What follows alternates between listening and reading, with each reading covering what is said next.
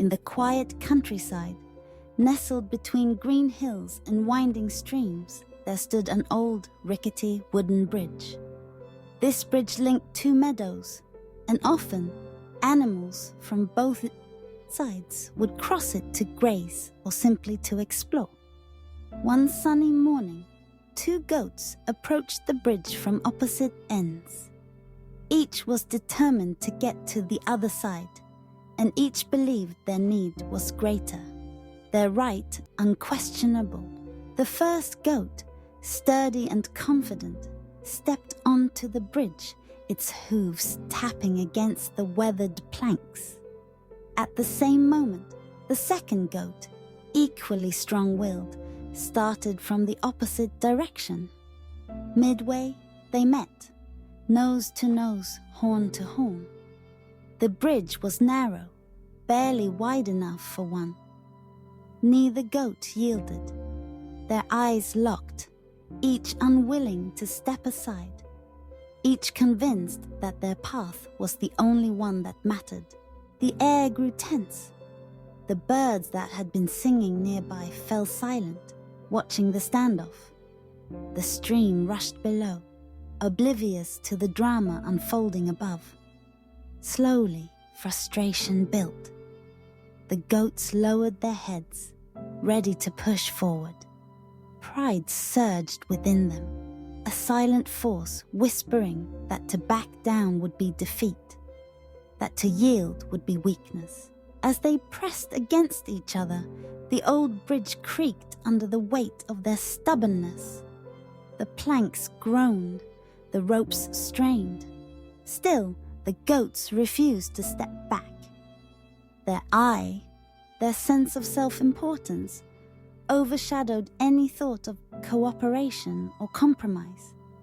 Neither considered the possibility that there might be another way, that perhaps by working together, both could cross safely. With a final determined thrust, the goats pushed each other violently. The bridge, unable to bear the strain, gave way. Both goats tumbled into the cold, rushing water below, struggling to find their footing and escape the current. Bruised and shaken, they managed to scramble to the muddy banks, their journey halted, their pride battered. This simple story echoes a profound lesson. The I, our ego, our pride, can often cloud judgment, turning minor disagreements into major conflicts. When convinced of our own importance, we forget the value of empathy, of understanding another's perspective. The goats, so focused on their own needs, failed to see the possibility of stepping aside or finding a way to cross together. Instead, their pride led to ruin, a stark reminder of the consequences of unchecked ego. In life, bridges are not just structures. They are metaphors for opportunities, relationships, and progress. To cross them safely, we must sometimes set aside pride, choosing humility over self-importance. Cooperation and compromise are not signs of weakness, but rather of wisdom. The willingness to listen, to empathize, to yield when necessary, builds stronger connections and leads to greater achievements. Conflict is inevitable, but how we respond shapes the outcome. The story of the two goats is a timeless reminder that ego can destroy more than just bridges. It can damage relationships, halt progress, and leave us stranded, far from where we hope to be. By recognizing the destructive power of unchecked pride, we open ourselves to growth, understanding, and harmony.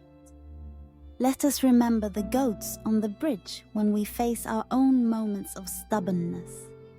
Before insisting on our own way, consider the value of compromise.